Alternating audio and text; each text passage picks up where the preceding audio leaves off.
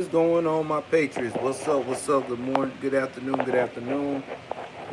Trying to make sure everybody is in here before I start my shit. First time tuning in, do me a favor, go ahead and hit that like button, hit that subscribe button, hit that notification bell up top. Please like and share. Please like and share. So, I'm keeping y'all updated on this case while I am doing a quick breakfast for my lovely wife. Well, actually, a brunch. Doing some ham and cheese. So y'all get to see me work in action. So, I told you guys I was going to keep you posted on this case because y'all know that when I'm not talking about politics, I love true crime. And I talk about true crime every chance I get. In fact, I get on my wife's nerves sometimes about it. But when it comes to this case here, I gotta talk about it because this case is very crazy. So if you haven't heard on the news, for the first time, we have some real news about a real person that could possibly be in danger. Where it's not involved, no wokeness, no none of that craziness, no the SJW mess. It's a real life person in jeopardy. Now,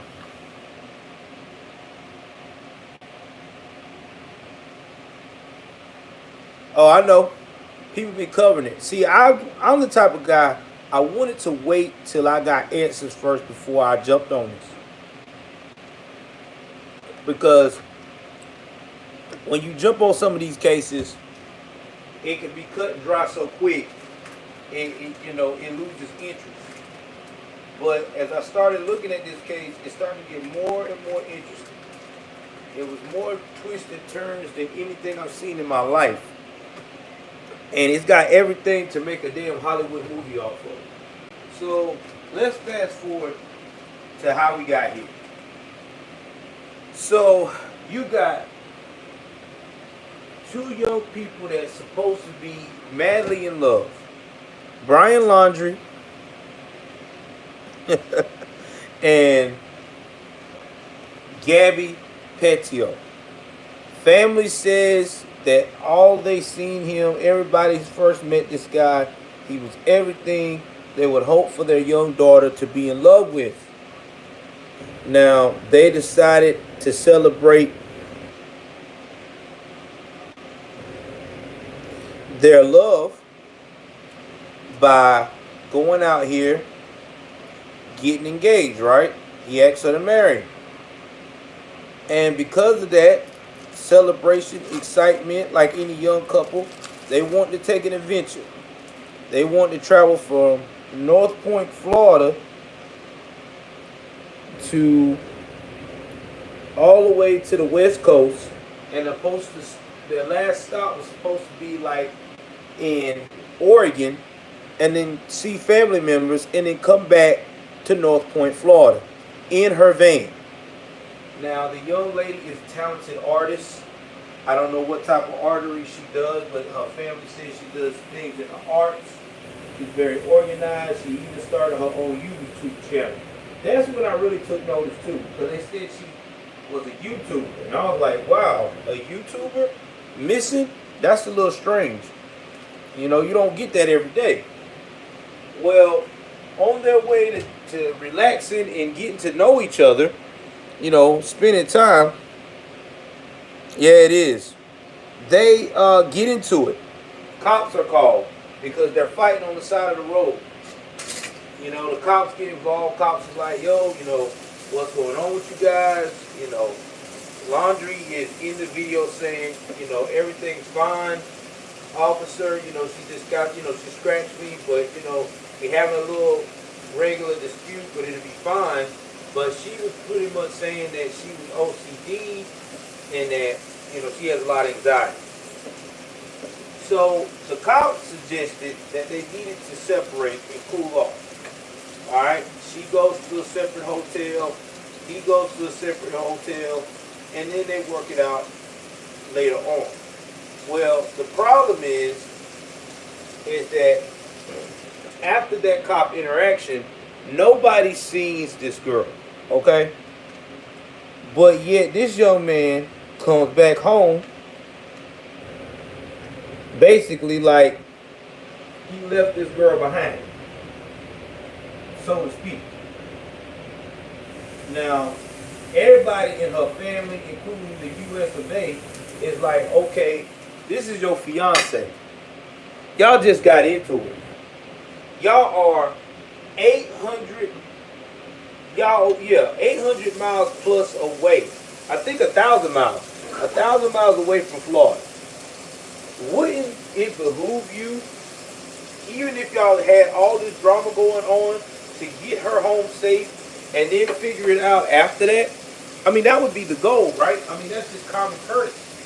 I mean, I don't care how bad a woman or a man is treating you on your ride. If they're not killing you or putting your life in danger to the point of fear, you get them back to where y'all originally came from, and then you part ways or take a cool-off period or whatever you need to do to start over again.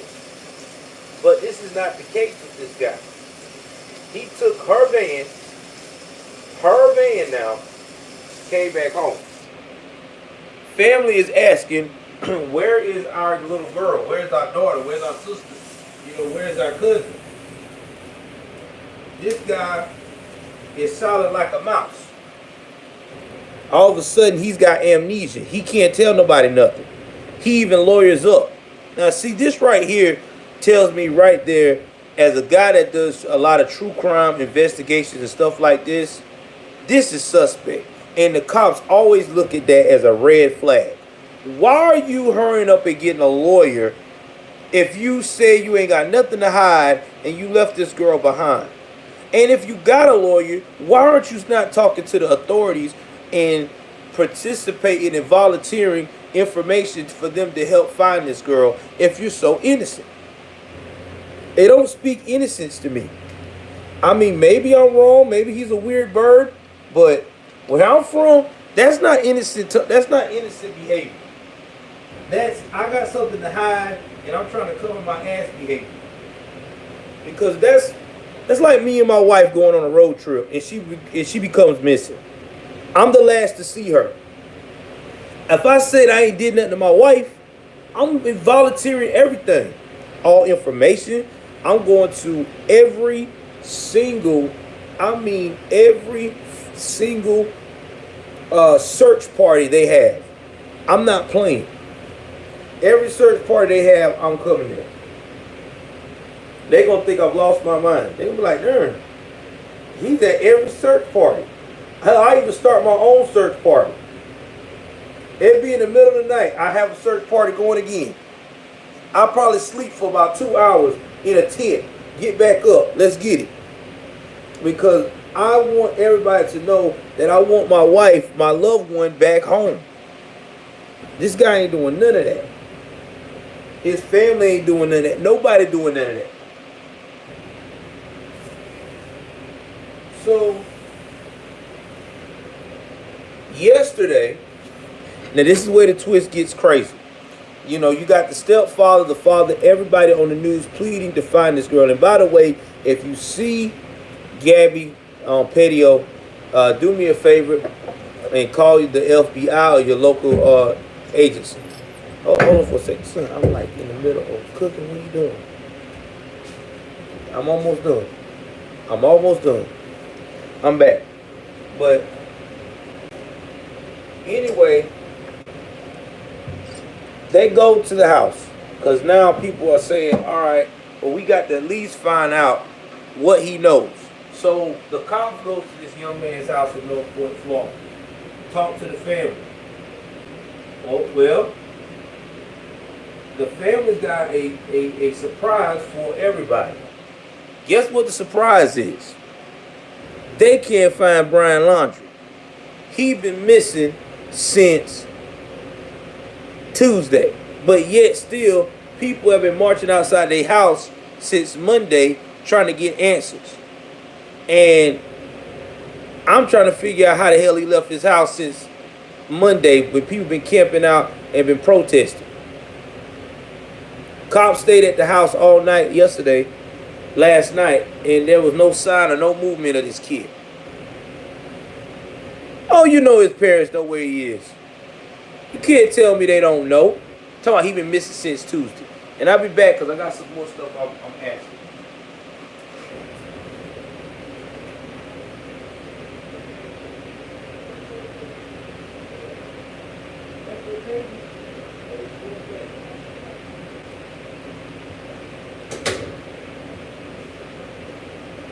Alright, y'all, I'm back. My son is trying to make coffee while I'm in the middle of trying to do stuff today. You know how it is when it's a weekend. My daughter is not here, thank God. I mean, not thank God in a bad way. Thank God in a good way, because she gets to see her homegirl. And when she gets to see her homie, she is like on cloud 9. And by the way, thank y'all for y'all prayers about me and my daughter's relationship. It looks like it's getting a little better. You know what I'm saying? Time heals all. Time, you know, it takes time. You know, it's that teenage, young, you know what I'm saying? How they call that? You know, that teenage change of life. But we getting there. Well, I'm trying my hardest. But anyway, the police went over there. Nobody knows where she at. Right? Y'all give me a second. My shirts.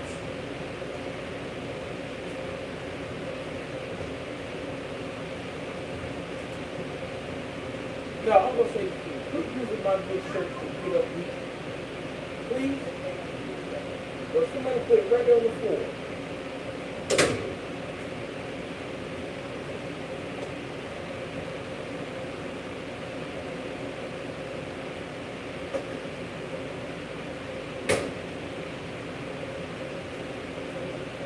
I'm back. So anyway, I'm trying to figure this out. And like I said, I do a lot of true crime research. Y'all know my true crime channel, Joshua on Joel's True Crime Stories. And this is facts here. And I want to get y'all opinion while we're talking about this a little bit today. As a collective, as a fan. If your son was missing since Tuesday, and I know for adult purposes, they said you're supposed to wait 48 hours. And in some cases, you're supposed to wait, like, if you think there's an immediate danger, you can expedite that within 12 to 24 hours in most states. So if you knew your son was missing since Tuesday, you know your son got a lot of pressure on his brain right now, on his behind, because people think that he's involved in the disappearance of his fiance. Wouldn't you call the cops earlier? Would you not have waited until like the day they come to your house on a Friday, on a Thursday, and it's like, oh, well, we ain't seen our son since Tuesday? I know I would have. If my son got that going on and he's hiding, well, I mean, if he got that going on and I don't know where he's at, I would call the cops and say, my son is missing now. I don't know what's going on. We can't find him. He was at the house. Now he's not. That's what I would have done. But these people ain't doing that either. So it tells me that there is a lot of shady mess going on in that house. And that those parents know more than what they say. Now let's get back to the police. Now everybody is all upset about why the police keep saying that he's a person of interest and not charging him. Okay, guys. This is what you got to understand. For the police to charge this young man, and y'all keep hitting the like button. Y'all gotta remember now, like I said, I do a lot of work in this crime stuff, and I have a lot of people that are also on the police force. in my family too. To charge someone with a crime, even if it's circumstantial evidence, you got to have overwhelming circumstantial evidence. That means they got to find something that points to Gabby Petito is no longer alive. I'm going to say it again. They have to find evidence that points that Gabby Petito is no longer on this earth before they can even start going that way. That's number one. Number two, the second thing they have to look at before they can go ahead and proceed on going against that man is they got to have like a body, especially a body, and they got to have proof that states that this dude is deeply involved. Now, person of interest is different. When they say you're a person of interest with the cops is basically saying that they interested in talking to you because they think you may have valuable information to help them with their case. That doesn't mean that they think that you are automatically a suspect. They may think you have valuable information as in where she ran off to, what she did, or who she was hanging out with, or something that or she had an accident and you freaked out, or whatever. Something that pertains to where you didn't cause the actual crime, but you have knowledge of it. That's basically what person of interest is. Now, when they interview him, whenever the hell that he will sit still long enough and get the balls to do it, then they'll go by what he said, compare his statements and stuff, and then they'll move accordingly on, all right, he either full of shit or he's not. Now, personally, what I think the cops do know something. And I think they know something, but they can't make a move until they talk to this cat. Because when you dealing with investigations like this, FBI and everything involved, that's how they do.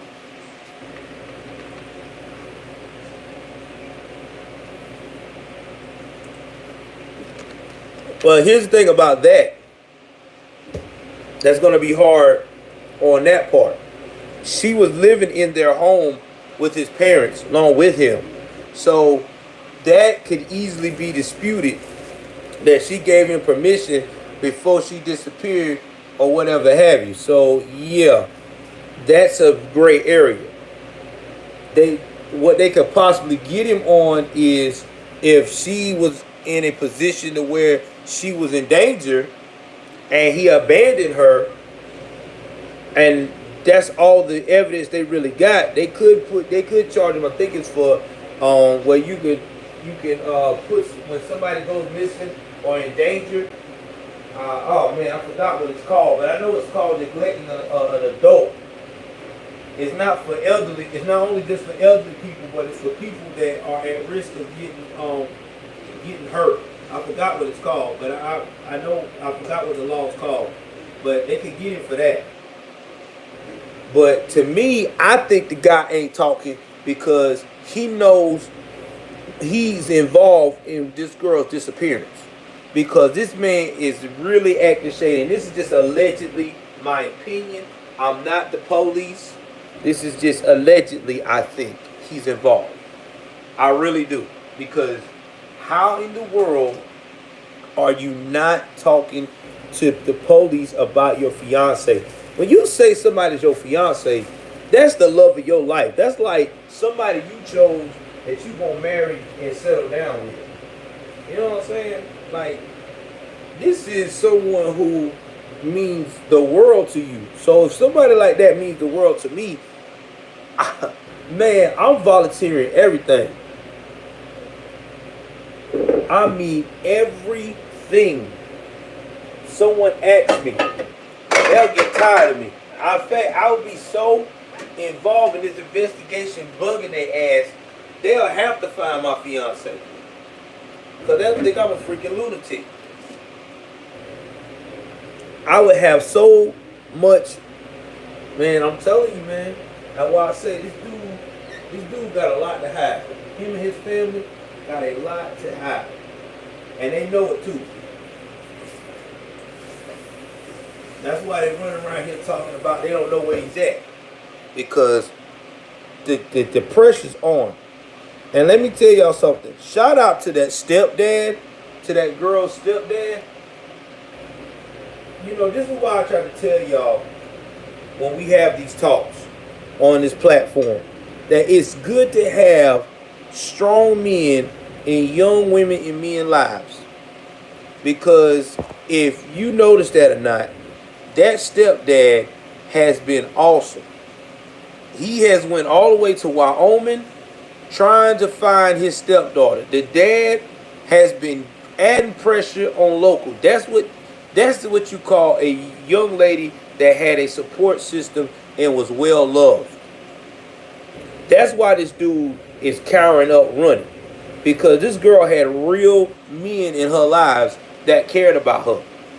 See, that's what I be trying to tell y'all all the time. When you got real stand-up dudes in your life, especially your kids' life, and people like this guy, Brandon Laundrie, and his family doing shady shit, people get nervous because they know the jig is up. So shout out to them, man. I'm so proud of these men standing up for what they believe in about their daughter. And I think they've been co-parenting for the longest. So yeah, shout out to them, man.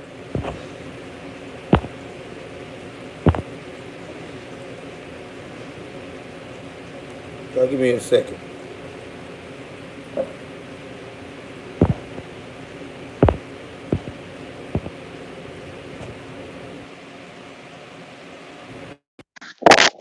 Trying to get my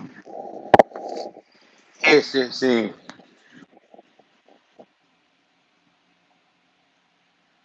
Frosty Ray, he might have did. I wouldn't doubt it because it's all suspect to me.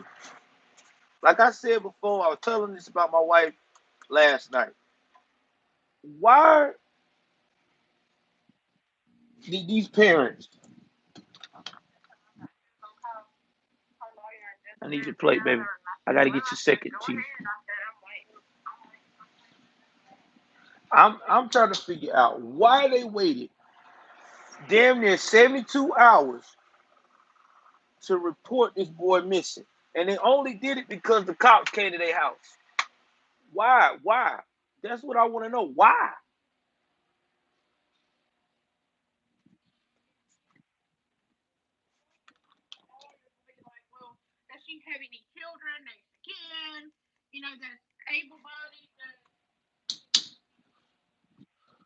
I mean, and I'm gonna sit down here for a minute because I'm on my cell phone.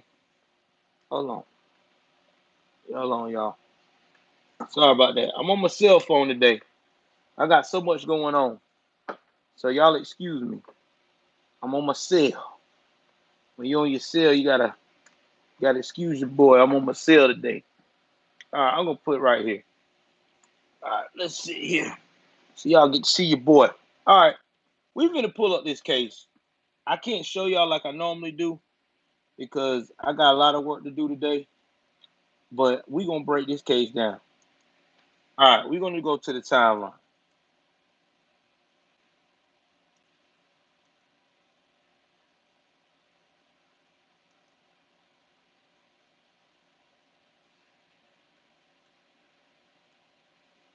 Cause y'all know how I am. I do timelines. So this is what we know so far about this case. And we're gonna go step by step again. Cause you know me, I don't care. Because I'm gonna break something down. I'm gonna break it down. Because this shit here got me pissed off. July 2nd, Petito and Laundrie depart. Okay? And they was in Blue Point, New York. And this is where she originally from. She celebrated her youngest brother's graduation from high school. And they departed New York on July the 2nd on a planned 4-month cross-country journey. So 4 months now, they doing a cross-country journey. This is what they talked about. They've been planning it. This is what everybody been talking about in the family they was going to do. Now, they were driving Petito's white 2012 Ford transit van. And this was on the Instagram that he posted. And now they traveled from Florida to Kansas and then Colorado and Utah. They were touring and camping at several national parks and natural attractions. So they hit national park, national park. This is supposed to be a 4-month trip of fun. August the 12th. That's when they got into it. And this was in Moab City, Utah. They talked about they got in a physical fight. But they reported that they were in love and engaged to be married. And they didn't want anybody to be charged.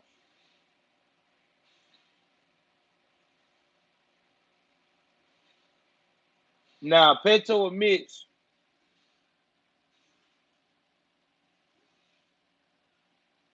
Tracy Chapman. I don't know Tracy Chapman, bro. I don't know. I don't know. All right, get back what I'm saying. Now, Laundrie said the couple got into a minor scuffle that began when he climbed into the van with dirty feet. Petito admits that she slapped Laundrie when she thought he was going to leave her in Moab, and the couple also states that Laundrie did not hit Petito. So she was the aggressor in this altercation. All right. He even had scratches on his arms and face and neck, and the police took photos of the injuries. Petito was nearly arrested, but said both parties said they were in love and didn't want to press charges. They agreed to separate for the night. So Laundrie was going to be put up in a hotel by a domestic assault outreach group. Now that was on the 12th. Now, the double murder victims seen alive for the last time. Now, this is what happened when they were talking about Crystal Tyner and Kylan Schultzner was last seen alive in Moab on the 13th. But they thought that this would have been running concurrent. But at the time, they have investigated. The FBI has said so far they are not linked together. Now, on the 18th, Turner and Scott was found dead. Now, Schultz was 24, Turner was 38, and they had alerted people that they saw a creepy man that had been seen nearby the campsite that they were at. Now, at the campsite, they both suffered gunshot wounds.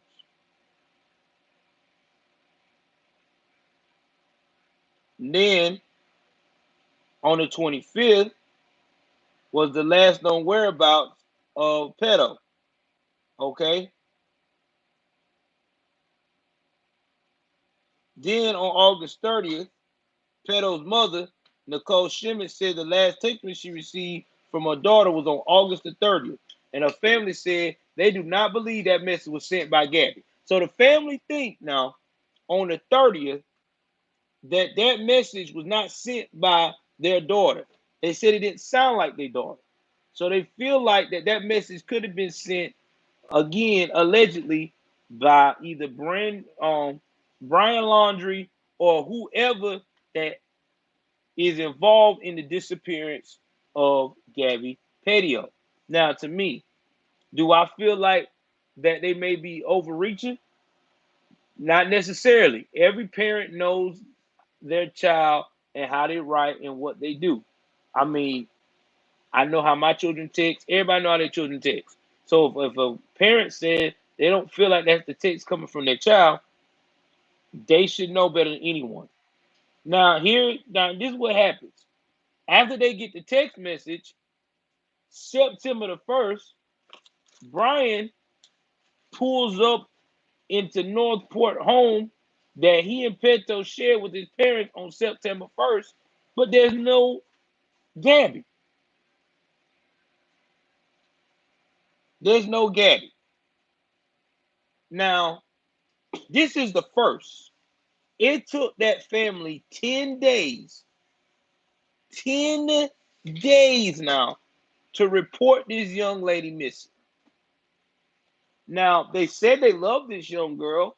They cared about her and all this mess.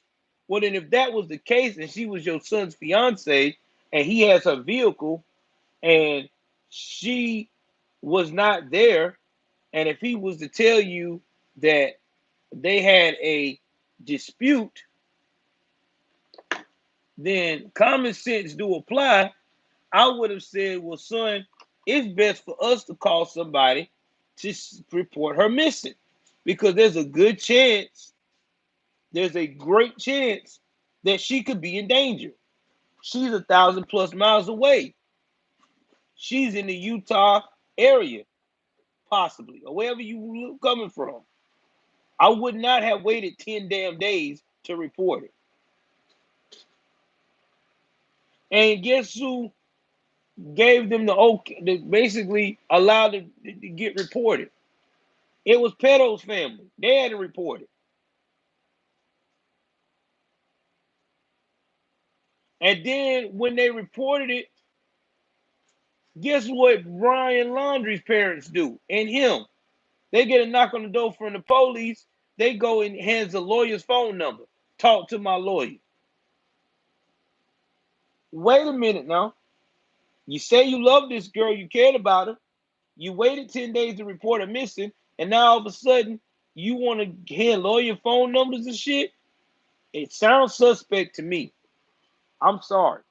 Sounds very suspect. It sounds like they took 10 days to prepare, lock down a lawyer, and then go from there. Because it just don't sound right. Now, what people are saying, they do not know, their family say they do not know what Brian knows. He won't talk to nobody, and he lured up. Then when he was named person of interest, he still didn't make himself available for investigators, interviews.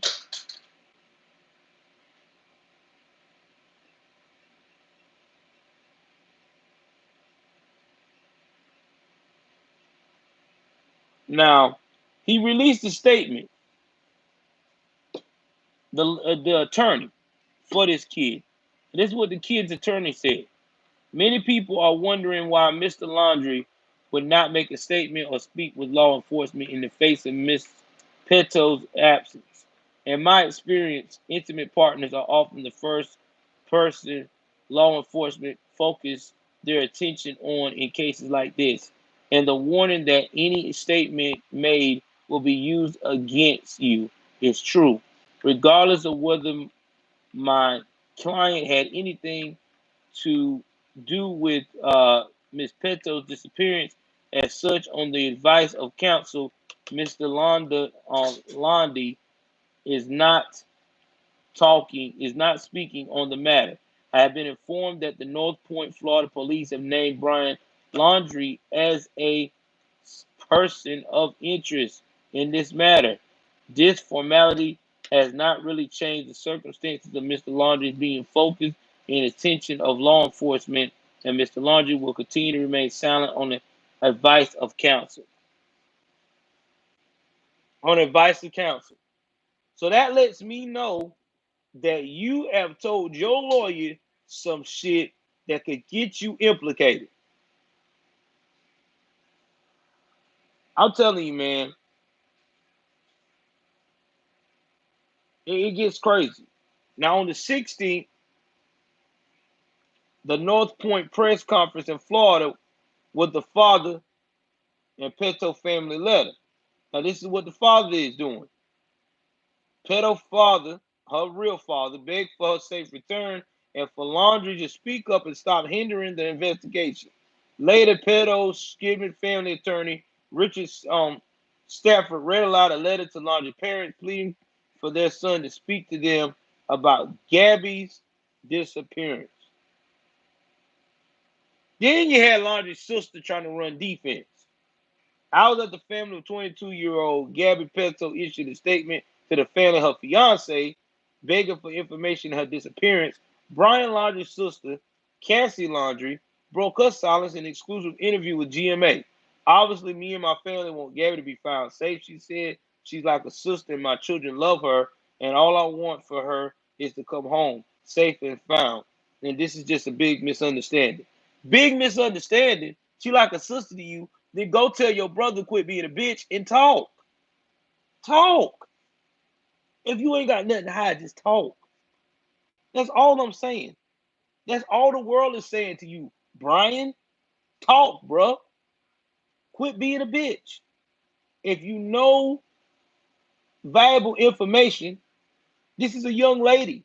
This is somebody's sister. This is somebody's daughter. And it's supposed to be the love of your damn life. The woman you was going to have children with. Just be honest. Tell these people what they need to know to find this girl.